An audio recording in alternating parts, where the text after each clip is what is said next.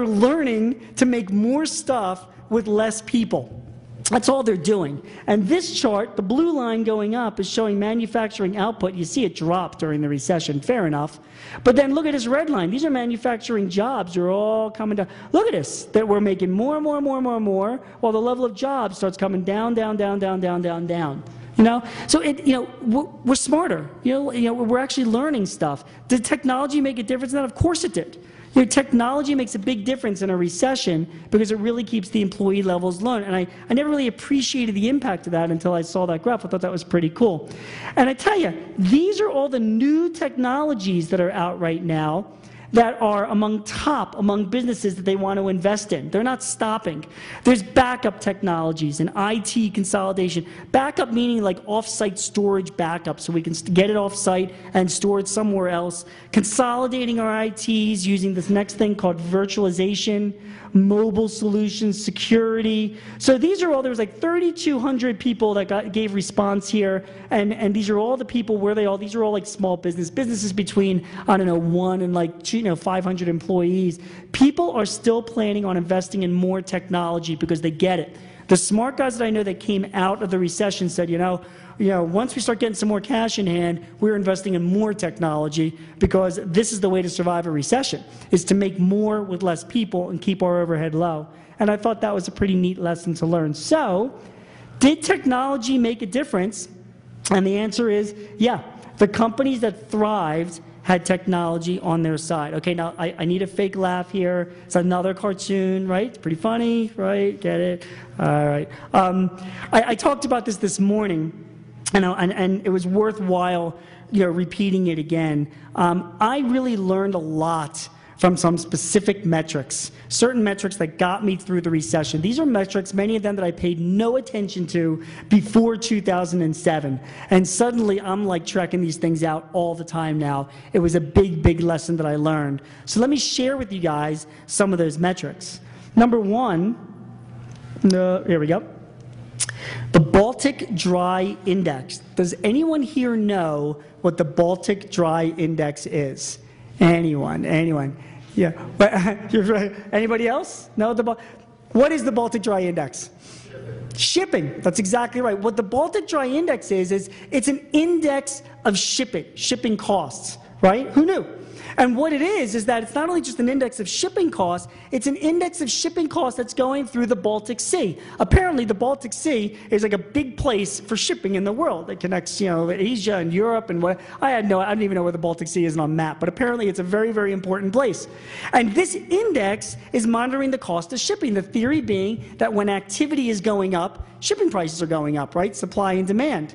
And in the depths of the recession, a few bloggers, and I'm going to talk about them in a minute, turned me on to some specific thing, just made me aware of this Baltic Dry Index that said, even though everything looks like it's hitting the fan, there's some bright spots. That Baltic Dry Index seems to have bottomed out.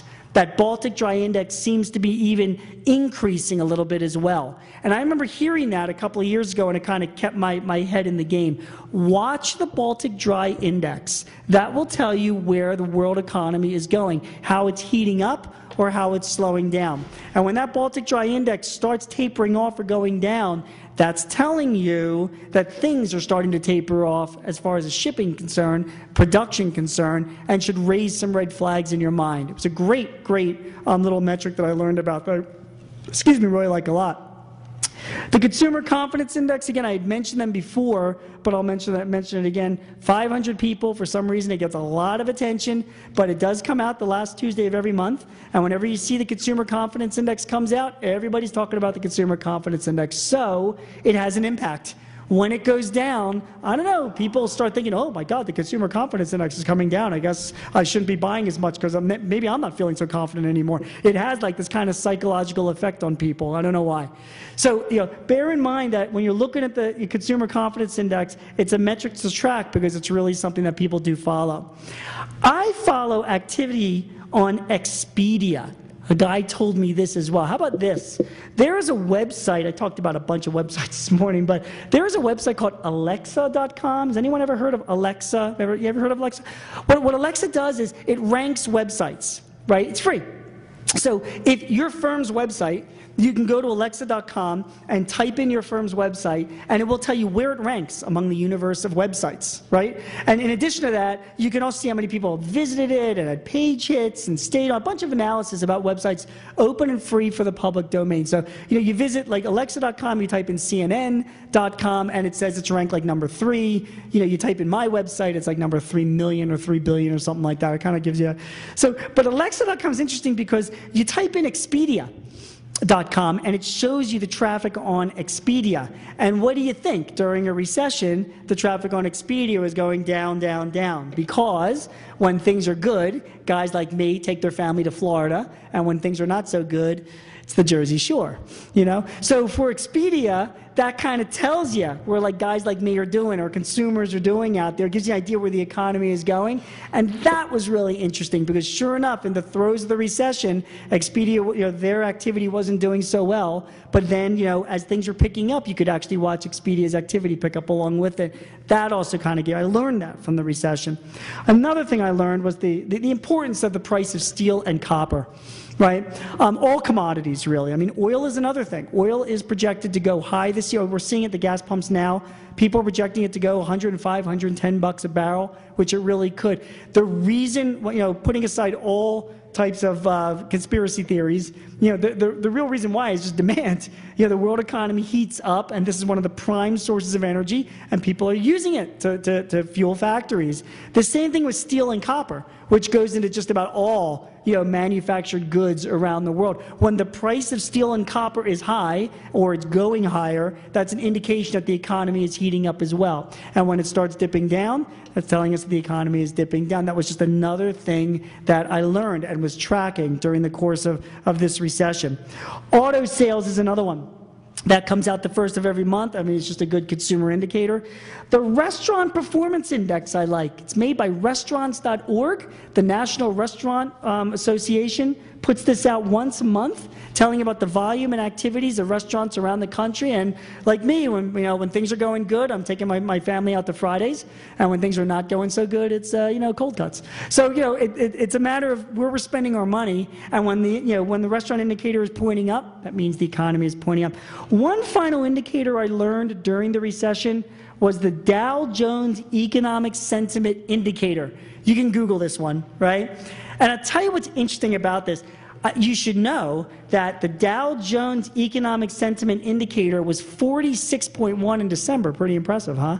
None of us have a clue what that means. But I can tell you this. It's the highest it's ever been in 2 years. And what does it mean? It has nothing to do with math. Apparently, there were some smart guys at Dow Jones that go through all of the media and news reports about the economy that month and put it into some kind of algorithm, whether it was positive, negative, very positive, very negative, whatever, and it all comes up with this economic sentiment meter. And what's bizarre about it is that it kind of tracks what's going on in the economy. Maybe it's something like, oh, no kidding, we're in a recession, that's what it's telling us. I mean, it might be one of those as well, but it does track what's going on in what direction. So when you plot it out, and you go to Dow Jones, it will plot it out, you can at least kind of see the direction that the economic sentiment is going in case things, kind of even out or start even heading down. It gives you a clue in advance. There's another really good one. It's probably maybe a little bit too small, but this forecast.org website is another good place. There's a bunch of economic indicators on there that you can check if you want to appear to be really smart in front of your clients. So, what metrics proved valuable? Some are not as known as you think, but there were some that I picked out that really did see me through this recession, and I learned a lot from that. So, do experts have a clue? I'll give you a minute to read that so you can kind of chuckle to yourself. Okay, fine. Do experts really have a clue? The answer is some do. Some do. And I wanted to share with you some experts that I love that hopefully you guys can follow as well and get some knowledge from. And let me start with the guy I mentioned before named Mark Perry.